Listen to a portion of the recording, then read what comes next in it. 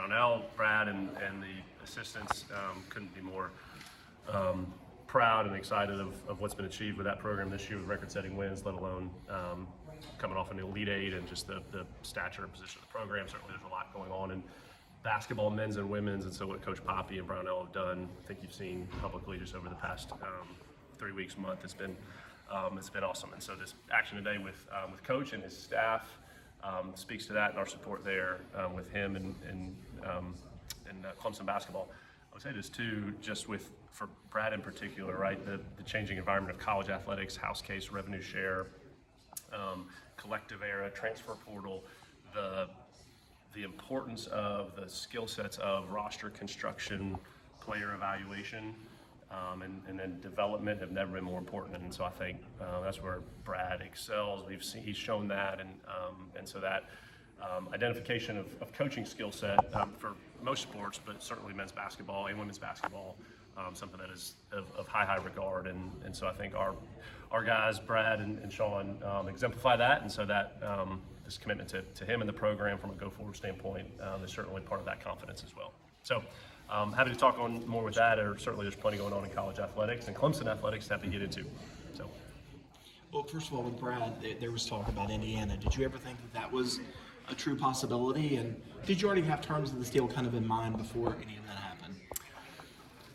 Never take anything for granted. Brad and I talked about his opportunities and just the landscape a lot over the February and March timeframe. We have that type of relationship, and so yeah, was very connected with him about that or others. And so, but that being said, Brad was very clear and consistent about what he's accomplished here at Clemson for 15 years and wanting to be here. And so, but we all got to do our part, and that means programmatic support. I would tell you that's where we spent probably more of the time on the off-season planning is programmatic support. What does that look like for changing landscape and NIL and revenue share and investment in staff and program and those type of things. So it was certainly dollars and cents of a contract matter, but it was broader than that with Brad. That's what he's earned here, and that's how he's gone about the investment with his program. So it was, as Brad and I typically have, I mean, it was really good, just genuine conversations throughout, leading to this action today, but more just continued investment with the program. The clause about the special assistant, the ability to step down and take that. Tell us about that, and does that kind of give you the sense that this might be like his last contract at Clemson with that getting added? That was one of the most one of the most important components to Brad, quite frankly, right? Which is it has some financial components to it for sure, but that speaks to his connectivity with Clemson and willingness and wanting to be here, even in a different type of role. A different part of his career. And so that's something that other schools couldn't have provided. And so that's kind of where one of the things for Brad that was really important to him. I think it's really unique to have a coach as high profile as a head basketball coach is, to want to do that. And then certainly, right, his reputation of just connections within the community and donors and fundraising. There's going to be a lot of utility for Brad in a special assistant type role when we would get to that in his career. So it was, appreciate you asking about it, because it was a really special component that has a lot of value all the way around. The portal challenge was obviously different this past cycle for them than in recent years. Can you maybe provide some insight into all the hands that sort of were on that and all the things that had to happen for it to happen? Yeah, the challenge was it was different in a couple of different regards. You're primarily getting to the area of roster change, and had our all ACC players. There wasn't as much returning from on the court accomplished as maybe we've had in years past. So just that churn was stronger too, while adapting, trying to have a great sense of the market and value, which has continued to change significantly while we're embarking on kind of this last transition point until what we anticipate of house case adoption in July 1st. So yes, challenge in a number of different regards. All hands on deck approach. Certainly Brad, I think, uniquely compared to most head coaches, is really in the weeds there as far as, again, player identification, value, roster construction, and how all that fits, because what he's signed here to come to Clemson is, it's just going to be constructed in a really unique way, a way that Brad feels to best position the roster. The all hands on deck approach, certainly Lucas McKay is one that's been written about a little bit, but his role and kind of in a general manager type role, we're working on structure with Lucas. There's no one better of networking connection points in the space with high school coaches, players, agents, sure, an important part of this game, other coaches and assistants in the industry. So Lucas was a huge critical component to it, along with the rest of our staff, right? And part of the action today was with the 3 assistants and their roles, right? The stitching to that of those together is really unique. And then last, I'll call out Kevin White, who's our deputy AD, who's here and as sports supervisor for men's basketball has a key financial and contractual role with it.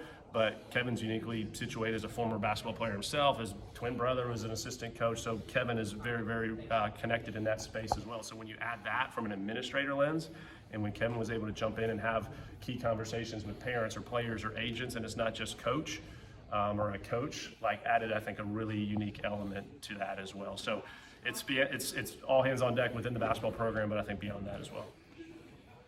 The house settlement-wise, just any other thoughts on that date approaching and where that is right now, and just kind of how y'all are preparing and making any changes to what you thought? Yeah, obviously some of the feedback or the additional brief from Judge Wilkin just the other day about roster limits and construction, roster limits and management. So we're diving into that as an industry. I think we have some ACC calls early next week on that. And again, confidence remains high of her anticipated acceptance of the settlement. And at Clemson, we have our plans in place as it relates to revenue share strategies and the structures of that, so to speak, contractual setup. And while we're having and scholarship increases, that's a huge component. And I'll lean on that here at Clemson, because it's so easy to jump to revenue share, because that is new and that is a change in the industry. And 20 million, 20.5 million is a big number, but the scholarship deregulation and how that is so comprehensive able to be across all sports, and for us, Clemson and IPTAY leaning into effectively fully funding all of our rosters is a significant competitive opportunity, and it really just speaks to the connectivity, the ethos of Clemson and IPTAY and scholarships. Gosh, decades ago, that's where Clemson made so much initial success with Olympic sports of just scholarship support.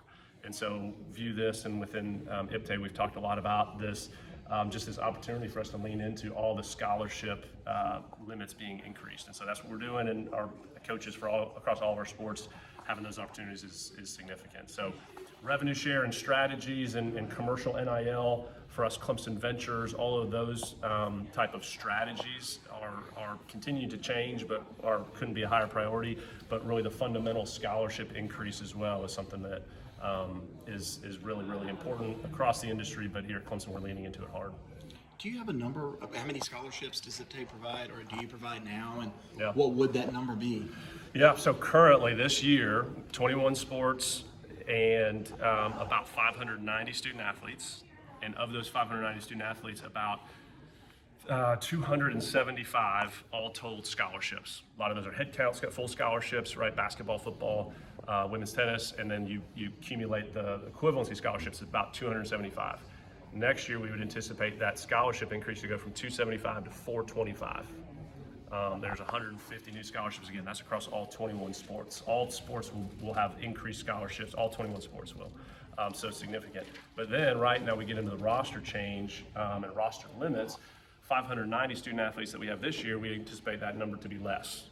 Unfortunately, right now, we're having to navigate the grandfathering and the feedback from Judge Wilkins. So I don't have a specific number as far as exactly how that will fit, but we will have less student athletes next year, and there'll be attrition of that. However, the grandfathering details work in the future, but that increased scholarship offering 275 to 425 is a great thing, competitively, let alone just for student support and opportunities. How much is that a game changer for a sport like baseball?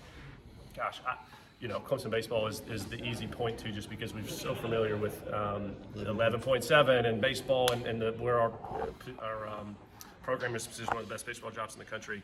And so, for Coach Backus to have 34 fully funded scholarships is a game changer. It certainly is, and our ability to lean in just to the other aspects of the program instead of us having some limitations, quite frankly, around the 11.7 and how other non-athletic aid works and things like that over the years past. It is a huge game changer. Again, for baseball, your point specifically, but across all of our sports and Olympic sports, that type of positioning and support for them is key.